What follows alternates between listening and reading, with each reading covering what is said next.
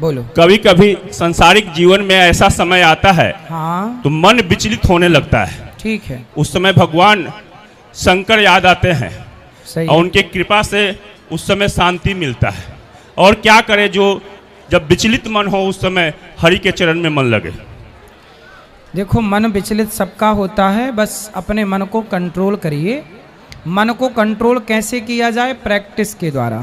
यदि आप अपने मन को कंट्रोल करेंगे तो आप मन को कंट्रोल भी कर पाएंगे। ऐसा कुछ इस संसार में ऐसा कुछ भी नहीं है जो करने से हो ना जाए। मन को भी आप वश में कर सकते हैं यदि आप करना चाहें तो, नहीं करना चाहेंगे तो नहीं होगा। इसलिए मन को कंट्रोल करिए और मन को अपने काम में लगाइए। मन लगा के काम करिए, पैसे कमाइए, समाज की सेवा करिए और अपने मन को भगवान से जोड़िए। मन किसी का भी जोड़ने को तैयार नहीं होता, जोड़ना पड़ता है जबरदस्ती। जैसे बच्चा स्कूल जाता नहीं है, माँ मार मार के भेजती है, ऐसी मन को लगाओ। इससे आपका भला है, मन का भला है। जय।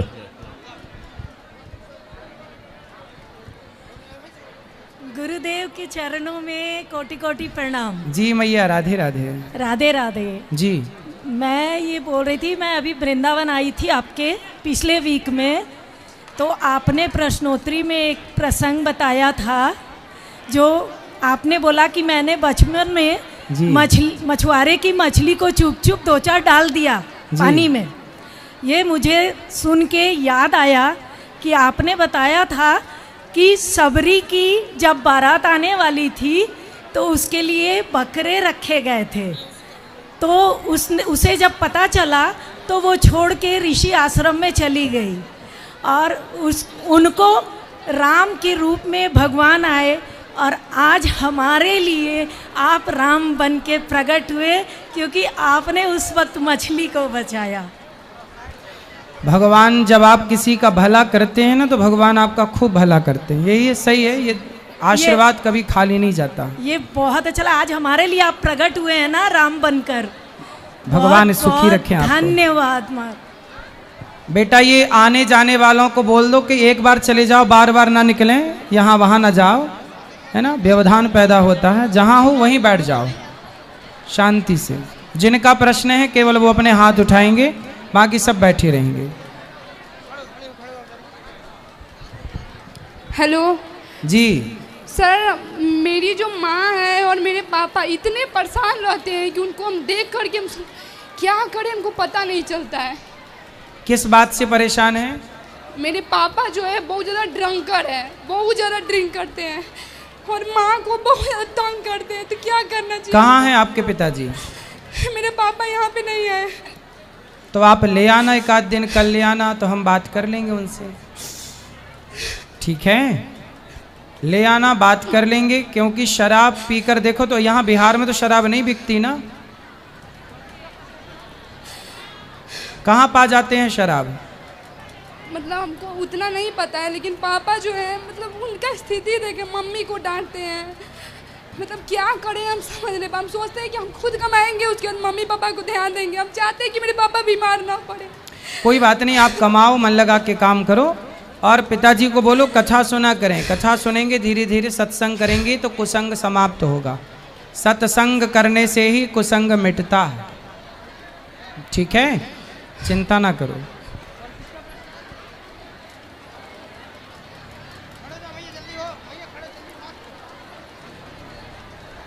राधे राधे गुरुजी। जी, आपको चरणों में कोटि कोटि प्रणाम। खुश रहिए। गुरुजी, हम बहुत खुश है जो आप बिहार में आए। अच्छा, बहुत ज्यादा खुश है। आपका हम कथा हमेशा टीवी पर, मोबाइल पर हमेशा देखते हैं।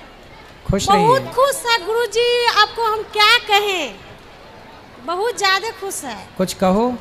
गुरुजी, कुछ तो नहीं, भगवान के दुआ से सब चीज ठीक ही है, लेकिन मैं अपने ही शरीर से मैं बहुत लपजान रहती हूँ। क्या हो गया आपको? गुरुजी, जब से मुझे करंट लगा तब से मैं बीमार ही रहती हूँ। कौन सा करंट? बिजली वाला। बिजली वाला? जी गुरुजी। तो काहे लग गया? तार पकड़ने गई थी आप? नहीं गुरुजी, बच्चा जब बंद करने गए ना तो बोर्ड में ही मैं सटले रह गई। तो मेरे छोटे वाले बच्चा 6 साल का है, वही डंडा लेके और बांस का करची लेके वही मारा, तो मैं बिजली के झटका से गिरी, पूरा मैं खत्म हो चुकी थी। चलो भगवान आपकी रक्षा किए हैं, बचा हुआ जीवन भगवान के चरणों में सौंप दो। जी गुरुजी, राधे राधे। जी गुरुजी राधे राधे। जी गुरुजी आपके चरणों में कोटि कोटि प्रणाम। खुश रहिए। जी गुरुजी, हम कहना चाहते हैं कि जैसे हम लोग लड्डू गोपाल को रखे हुए हैं तो हम मीट मछली नहीं खाते हैं, फिर भी मेरे परिवार लोग नहीं मानते हैं। मेरा कहते हैं कि ये सब नहीं खाइए, फिर भी वो खाना पसंद करते हैं।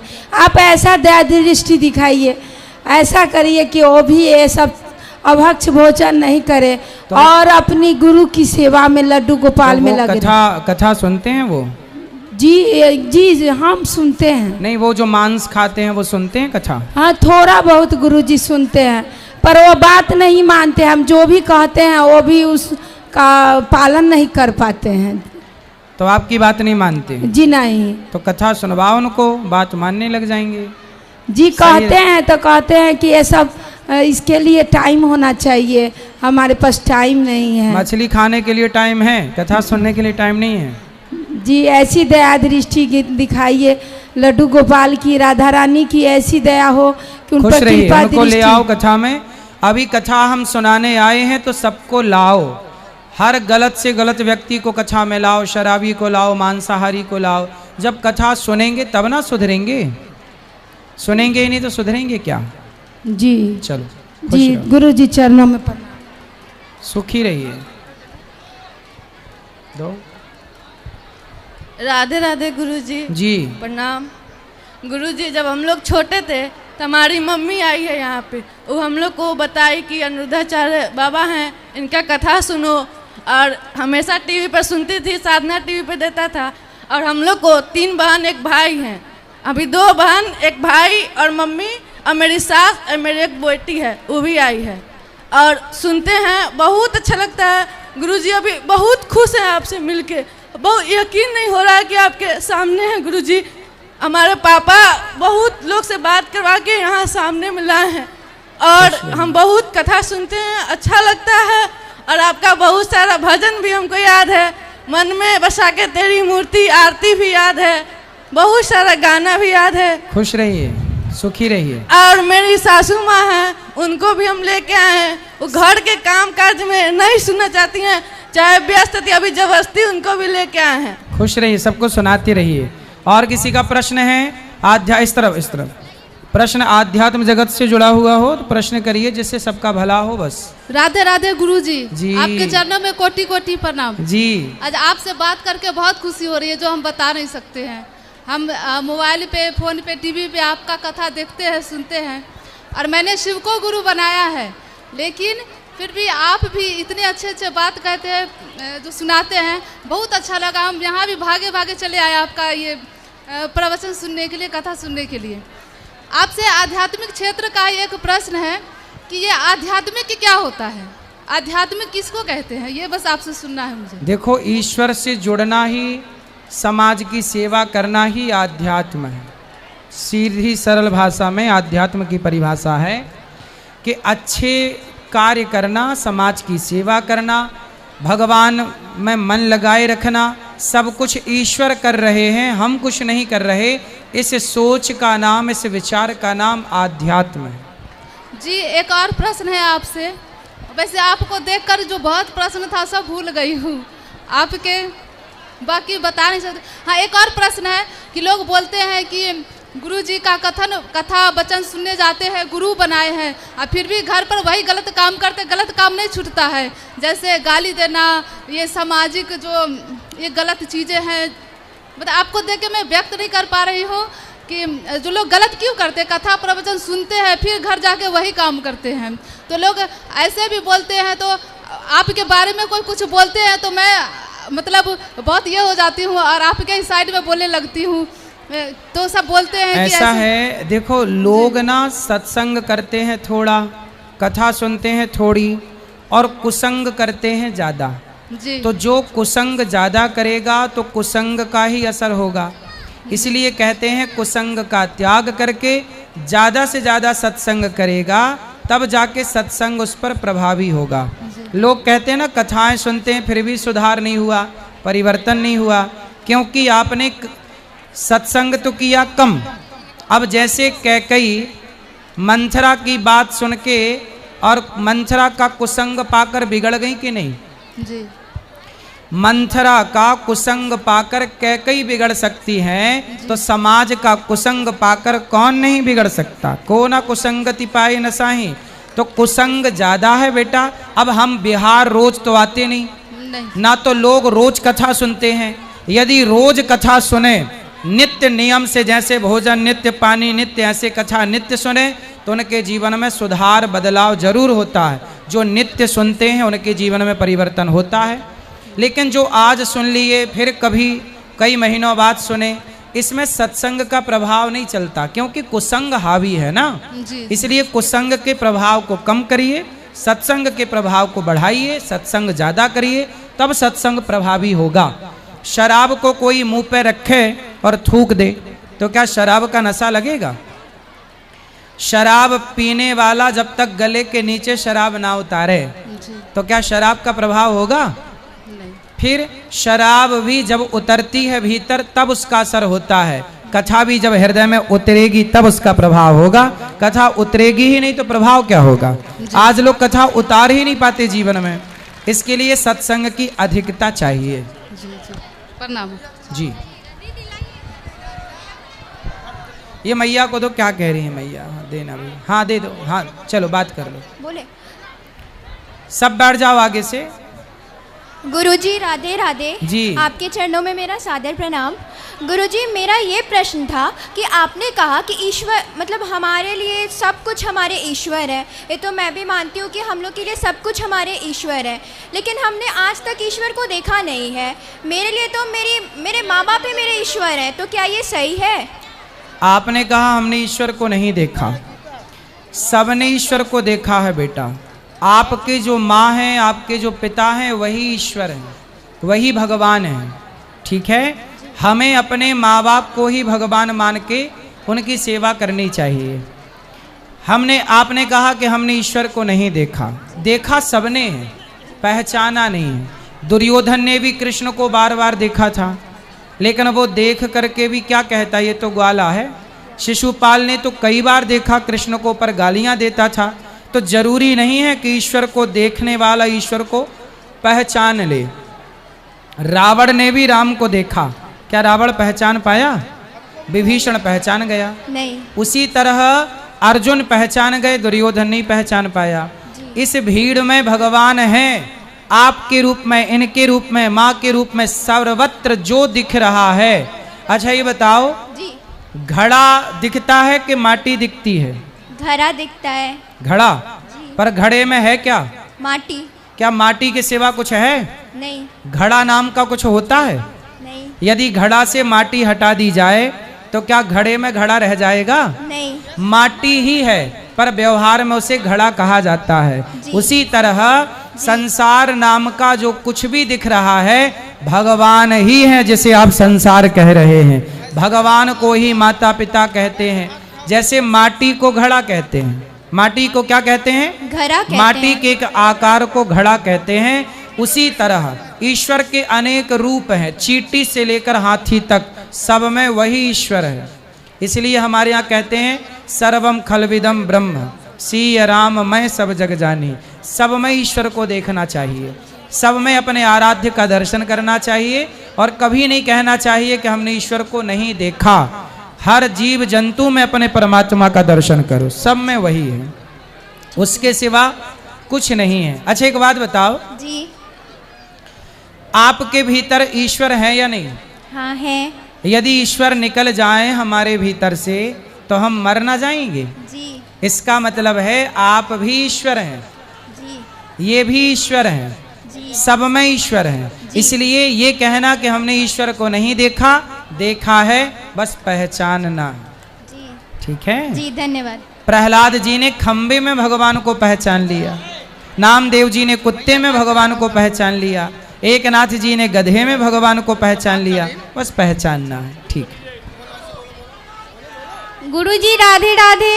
हाँ जी। आपके चरणों में कोटि कोटि नमन। जी। आपकी कथा मैं 2012 से सुन रही हूँ। अच्छा। हाँ, आप वो पुराना वाला थोड़ा सा ओ मैया मेरी माँ ऐसे करके एक बार बोल दीजिए। किसको, आपको? नहीं, सबको। मैया, जो 2012 में आप बोलते थे उसी तरह से। मैया, ओ मैया, ओ मेरी माँ। हाँ, सेम ऐसी बोलते थे। मेरी छोटी बेटी बहुत छोटी थी, आज बहुत बड़ी हो गई है। उसी समय से आपका कथा सुन रही हूँ और आपका कथा में सबसे अच्छा ये लगता है कि बिहार के जो माता लोग हैं वो नाक से माथ तक सिंदूर लगाती है, वो आप हमेशा बोलते हैं ना, वो हमें बहुत अच्छा लगता है जी। हाँ, अब बिहार के बारे में आप हमेशा प्रशंसा करते, वो सबसे अच्छा लगता है। बिल्कुल, बिहार ही पुराना भारत है, प्राचीन भारत का स्वरूप देखना है तो बिहार ही है।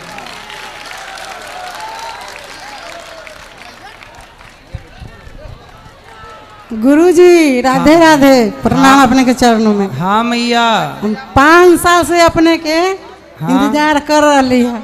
अच्छा, आई कैसे कैसे आए आपके परसों सपना में देखे कि अपने के दर्शन करे के लिए पहुँच रही है। आई महनार से आए हैं यहाँ पर। अच्छा, अपने के कथा बहुत वृंदावन तक गए, अपने के दर्शन नहीं हुए। आश्रम है पास करे में है, आदमी जे लगे से नहीं आपके आश्रम पहुँचा। बताओ, कोई सवाल है? हाँ, कोई प्रश्न है? कष्ट कष्ट नहीं, प्रश्न। कष्ट क्षमा करिए। खुश रहो। चलो पीछे ले जाओ, भैया लोग चिल्ला रहे हैं, जरा उनको भी देना, पीछे वालों को भी माइक दो। राधे राधे गुरुजी। बैठो बेटा, राधे।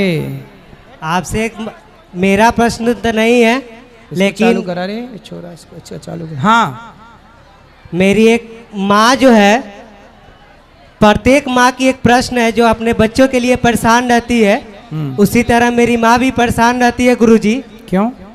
बस उनके मतलब इसलिए परेशान रहती है कि कुछ मतलब अपने शब्दों में नहीं बता सकता।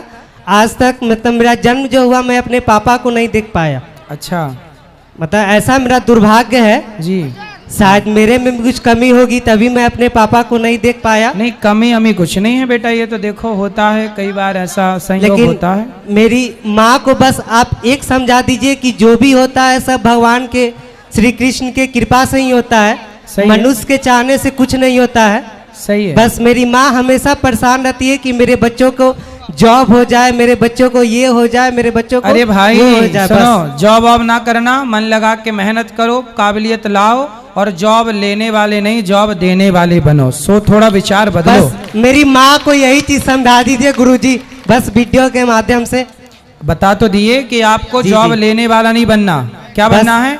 जॉब देने वाला। देने वाला बनो। मेरे मम्मी के दिमाग में यही चीज बचा है कि किसी सरकारी नौकरी ले ले। अरे सरकारी नौकरी क्यों लेना है? सरकारी नौकरी आदमी 25-30 हजार, 50 हजार, 1 लाख रुपया पा रहा है। आप मेहनत करोगे तो 10 लाख भी कमा सकते हो महीने का। बस यही मेरे मम्मी को कल समझा दीजिएगा। भारत की किसी भी नौकरी में 10 लाख रुपया महीना नहीं मिलता। भारत की किसी भी फील्ड की नौकरी में 10 लाख रुपया महीना नहीं मिलता, पर बिहार का योग्य व्यक्ति चाहे तो 20 लाख रुपए महीना भी कमा सकता है अपनी काबिलियत के बल पर, बिजनेस व्यापार के बल पर। यही इसलिए नौकरी कुछ भी नहीं है, व्यापार बिजनेस लघु उद्योग से शुरू करिए, छोटा छोटा काम करिए, बड़ा हो जाएंगे आप। बस यही बात हर माँ को समझा दीजिए जो अपने बेटे के लिए परेशान रहती है। समझाते हैं बेटा, खूब समझाते हैं जी। राधे राधे। समझाते हैं। सब बैठो, खड़े ना रहो। महाराज जी राधे राधे। हाँ जी। हमारा एक प्रश्न है। हाँ वो पूछो।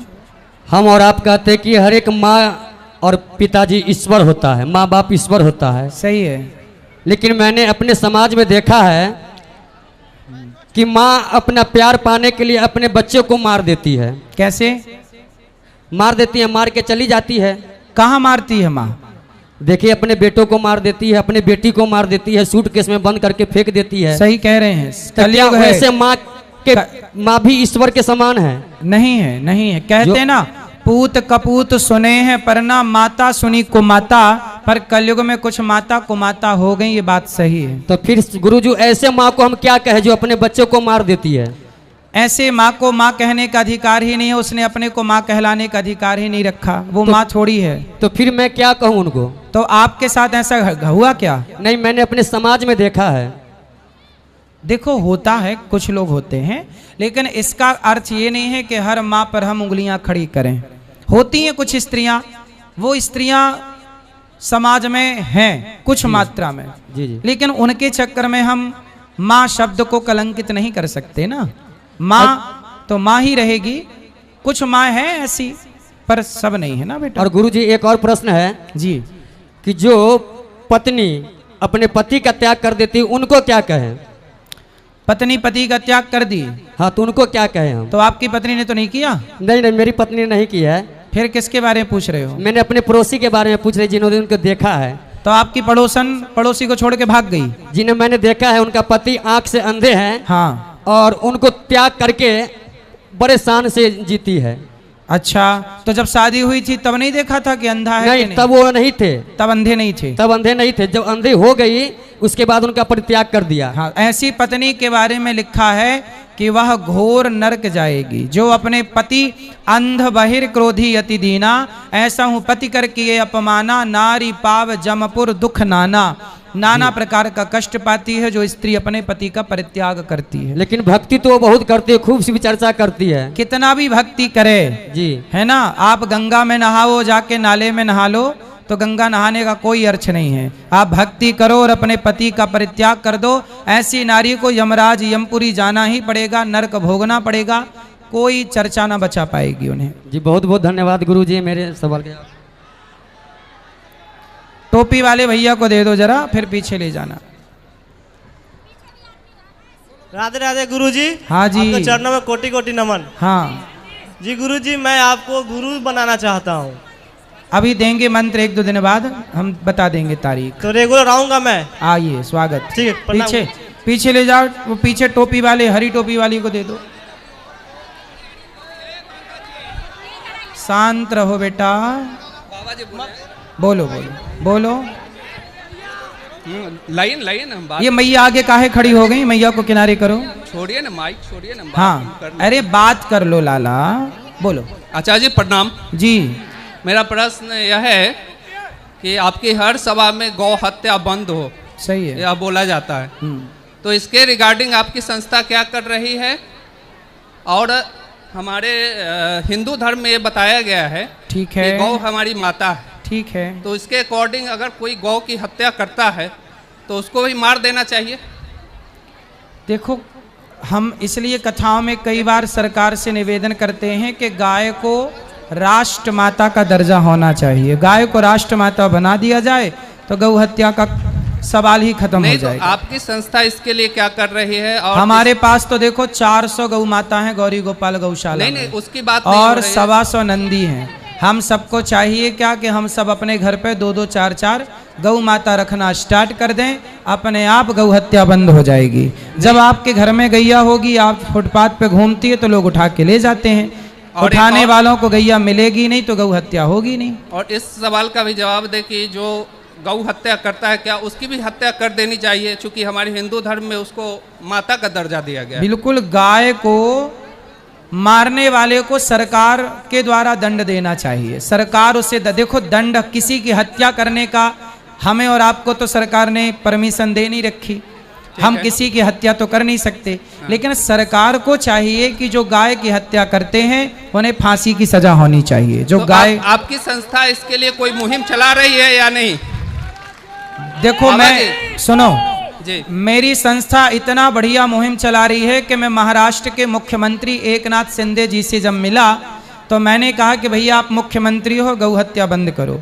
तो उन्होंने भरे मंच में, जब वो मुख्यमंत्री थे एकनाथ शिंदे जी, तो उन्होंने भरे मंच से घोषणा की कि आज से पूरे महाराष्ट्र में गौ हत्या बंद होगी। महाराष्ट्र में गौ हत्या बंद हो गई। ये कार्यकर्ता, कोई कानून बनाया गया है? हाँ, कानून बन गया महाराष्ट्र में। ऐसे उसको किस तरह की सजा मिलेगी? ऐसा ही कानून बिहार में बने। पिछली बार जब मैं बिहार आया तो यहाँ के मंत्री जी से भी मैंने ये बात कही थी जी।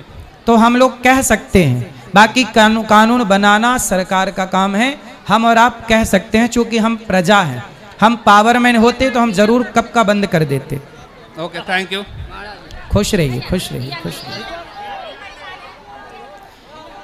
आराम से दे दो माइक, एक से, शांति से बेटा, शांति से दे दो माइक, दे दो। सफेद वाले भैया को दो, सफेद।